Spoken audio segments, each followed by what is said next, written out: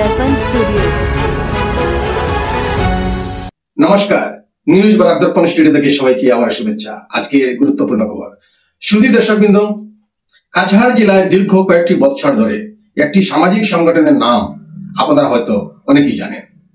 সমগ্র আসাম বেঙ্গলি পরিষদের শাখা কাছাড় জেলা বেঙ্গলি পরিষদ তাদের নির্ধারিত পরিকল্পনা মাফিক বেঙ্গলি জাতির নিরাপত্তা, সুরক্ষা এবং উন্নয়নের দর্পণ হিসাবে শুধু বেঙ্গলিদের জন্য নয়, বিভিন্ন ভাষা, সংস্কৃতি, জাতীয় জনজাতিদের সার্বিক মঙ্গলার্থে অহরহ কাজ করে আসছে।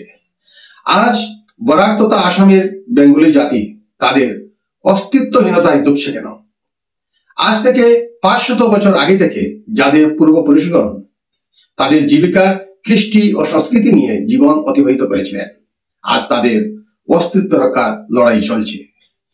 বাঙালি জাতি অত্যন্ত শান্তিপ্রিয়, সহিষ্ণুতা এবং অতিথিয়তা তাদের রক্তের শিরায় শিরায় প্রবাহিত হচ্ছে।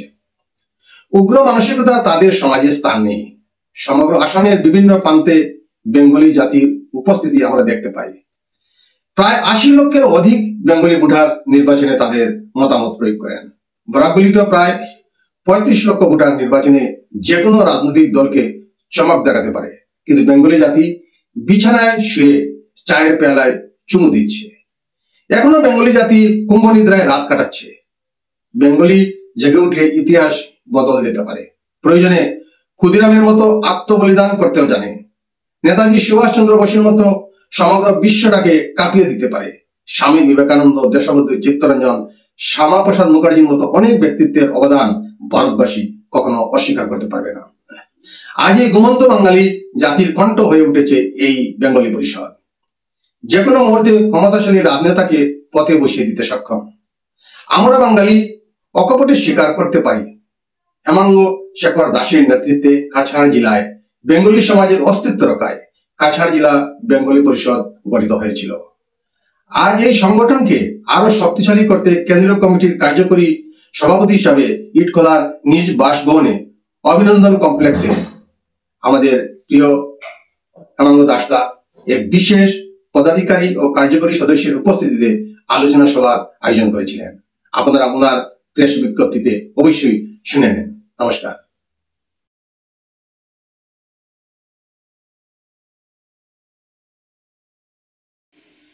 নিউজ বরাক দর্পণ স্টুডিও থেকে আমি সঞ্জন কুমার প্রকাশিত।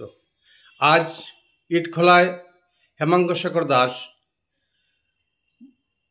অল আসাম বেঙ্গলি পরিষদের কার্যকরী সভাপতি, ওনার উদ্যোগে আজ এক স্পেশাল বৈঠকের আয়োজন করেছেন ইটখোলায়। আমরা ওনার কাছ থেকে জানতে চাইব যে আজকের এই আলোচনা বৈঠকের মূল উদ্দেশ্য কি এবং সমগ্র বাঙালি সমাজকে কি বার্তা দিতে যাচ্ছেন উনি, সেটা ওনার কাছ থেকে আমরা জানতে চাই। প্রথমে নমস্কার। বিশেষত আজকে আমার এই নিজের বাসগৃহে সারা আসাম বাঙালি পরিষদের কাছাড় জেলা কমিটির সভাপতি সহ অফিস বিহারকে নিয়ে একটা সভা হয়েছে। এই 7 তারিখ লামডিংয়ে আমাদের বাঙালি পরিষদের রাজ্যিক কার্যকরী সভা হবে। সেই সভাতে আমরা সবাই যাব।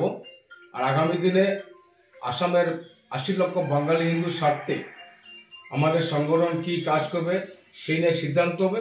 তা আগামী 7 তারিখ যাওয়ার ব্যাপারে আমরা সিদ্ধান্ত নিয়েছি যে কাছাড় জেলা থেকে আমরা প্রায় 10 জন প্রতিনিধি সেই লামডিংয়ের কার্যকরী সভাতে আমরা অংশগ্রহণ করব।